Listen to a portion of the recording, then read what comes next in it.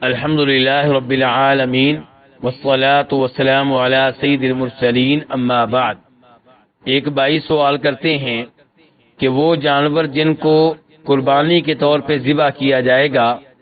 ان میں اعتبار ان کے دو دانتے ہونے کا ہوگا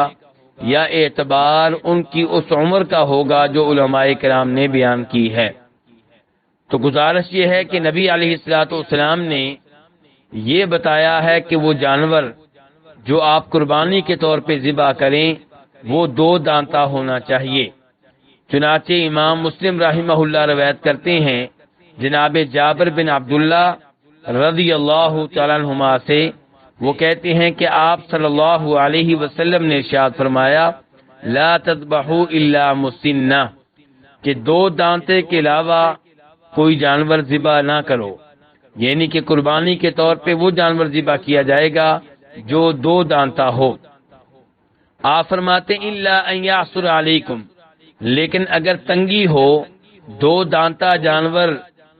اس کا حصول مشکل ہو جائے تو پھر تم بھیڑ کا کھیرا ذبح کر سکتے ہو۔ تو نبی علیہ الصلوۃ والسلام نے وہ جانور جس کو قربانی کے طور پہ ذبح کیا جائے گا اس میں یہ شرط عائد کی ہے، اس کے لیے یہ شرط مقرر کی ہے کہ وہ دو دانتا ہو،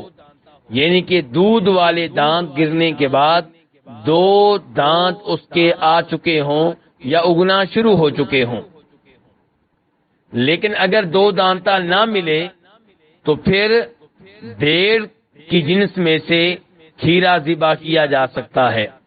علماء کرام نے پبلک کی آسانی کے لیے ان جانوروں کی عمر بتانے کی کوشش کی ہے جو دو دانتے ہو چکے ہوتے ہیں۔ چنانچہ علماء کرام کہتے ہیں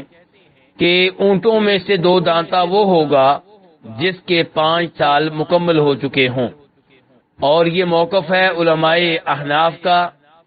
اور علماء مالکیہ، شافعیہ اور حنابلہ کا، جبکہ گائے کے معاملے میں علماء حنفیہ، شافعیہ اور حنابلہ کا موقف یہ ہے کہ گائے میں سے دو دانتا وہ جانور ہوگا جو 2 سال پورے کر چکا ہو، جبکہ مالکی علماء کرام کا خیال یہ ہے کہ گائے میں سے دو دانتا وہ ہوگا جو 3 سال پورے کر چکا ہو۔ بکری کی جنس میں سے علماء حنفیہ، مالکیہ، حنابلہ کا موقف یہ ہے کہ دو دانتا بکرا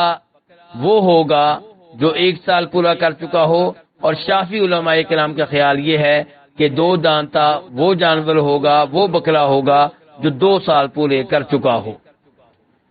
تو یہاں سے آپ اندازہ لگائیں گے کہ عمر کے معاملے میں علماء کرام میں بھی کچھ نہ کچھ اختلاف موجود ہے۔ تو اصل چیز یہ ہے کہ آپ یہ معلوم کریں کہ جانور دو دانتا ہے یا نہیں۔ اگر دو دانتا ہے تو آپ اسے قربانی کے طور پہ ذبح کر سکتے ہیں، اگر دو دانتا نہیں ہے تو آپ اسے قربانی کے طور پہ ذبح نہیں کریں گے، کیونکہ اصل اعتبار اس کے دو دانتا ہونے کا ہے۔ جہاں تک عمر کا تعلق ہے تو عمر میں کمی بیشی ہو سکتی ہے، آب و ہوا کے اعتبار سے، مختلف ممالک کے اعتبار سے، کچھ ممالک ٹھنڈے ہوتے ہیں، کچھ گرم ہوتے ہیں، کچھ ممالک میں جانور پہلے دو دانتا ہوتا ہے، کچھ ممالک میں لیٹ ہوتا ہے،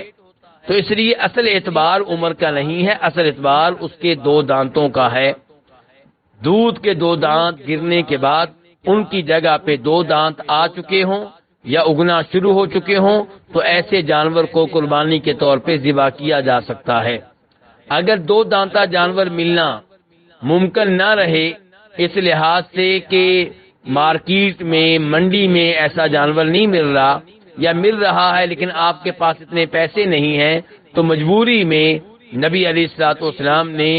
بھیڑ کی جنس میں سے کھیرا ذبح کرنے کی اجازت دی ہے۔ واللہ تعالی اعلم۔